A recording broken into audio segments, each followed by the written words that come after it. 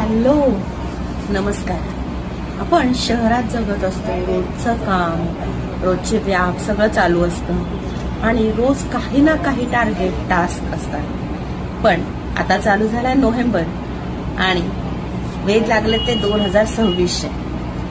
मग या 2026ला तुम्ही नुसतेच सामोरे जाणार की प्लॅन करून सामोरे जाणार?